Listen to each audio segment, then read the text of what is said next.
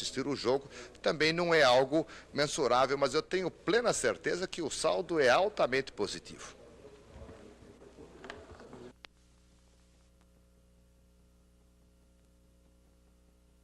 Major, no nosso tempo de atleta, o conceito de amadorismo era rígido. O esporte envolvia sacrifícios e o esporte se fazia realmente por esporte. Lord Killanena afirmou recentemente que a palavra amadorismo deveria ser riscada do vocabulário olímpico. Os atletas no Brasil dispõem atualmente de inúmeras facilidades e, no entanto, sempre se queixam de que há falta de apoio. O senhor acha que eles têm motivo de se queixar? E, em caso afirmativo, este apoio deveria ser de que forma? Ou o senhor acha que aqui no Brasil ainda deveríamos continuar a praticar o esporte por esporte? Major Padilha, o que o senhor pensa do esporte nas universidades?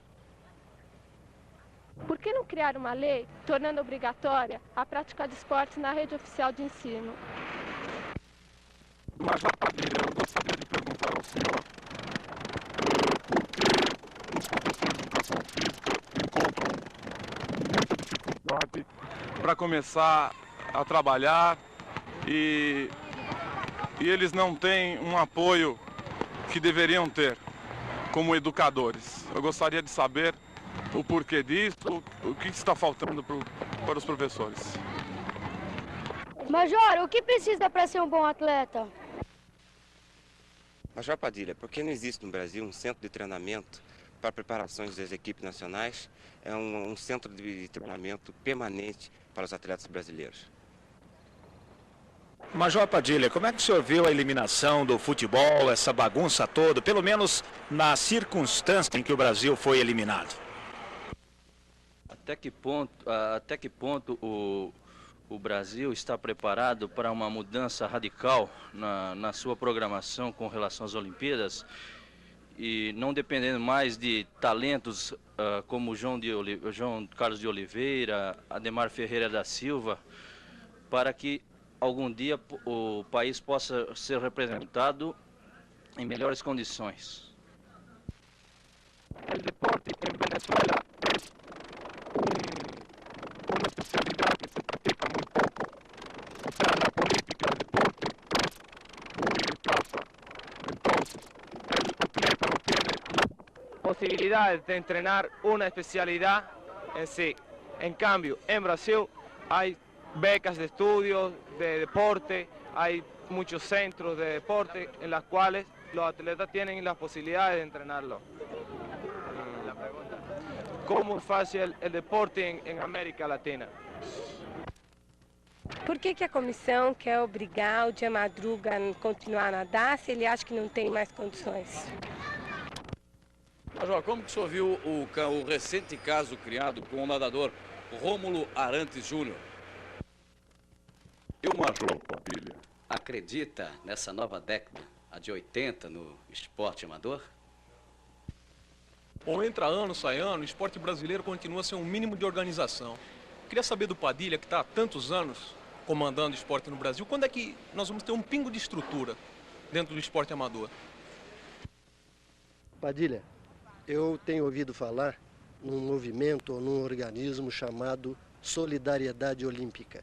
Eu gostaria que você explicasse para nós, esportistas, e o que nós poderemos esperar desse movimento em termos de ajuda para o esporte amador no Brasil. Eu queria saber por que existe uma diferença tão grande entre o esporte amador e o esporte profissional, sendo que o esporte profissional sempre tem bons atletas, uma grande verba, e o esporte amador está sempre um pouco esquecido. Major Silva de Magalhães Padilha, quando da participação dos atletas brasileiros nos Jogos Olímpicos e Pan-Americanos, o Comitê Olímpico Brasileiro passa a ser duramente criticado em função dos resultados obtidos pelo Brasil. Mas se por lei ao Comitê Olímpico Brasileiro cabe tão somente organizar e dirigir, com a efetiva colaboração das confederações nacionais e dirigentes do desporto amador, a participação do Brasil nessas competições, a quem efetivamente deverá ser atribuída a responsabilidade por tais insucessos? Eu gostaria de saber do Major Padilha o seguinte. Recentemente o senhor foi novamente escolhido, eleito, para presidir o Comitê Olímpico Brasileiro. O senhor não acha que já é um momento de renovação? Não é o momento de se renovar o esporte de um modo geral no país, a começar pelos cargos diretivos? Major Padilha, hoje já não se pode improvisar mais. A base de qualquer realização esportiva é o planejamento e os recursos para o seu desenvolvimento. O planejamento tem sido atendido porque fica subordinado ao âmbito das autoridades do qual o senhor é responsável. No entanto, os recursos retardam sempre a execução dos planos e, pelo que tenho notado, a justificativa do atraso é a escala de prioridades estabelecidas para o esporte quando da distribuição dos recursos orçamentários e financeiros. Se o senhor lutar pela colocação desses recursos, estará propiciando aos responsáveis pela execução dos planos do esporte no Brasil a possibilidade de um atendimento dos objetivos que coroam sempre com a participação do país nos eventos internacionais. Contamos com o senhor para essa luta, Major? Eu gostaria de obter uma informação do senhor.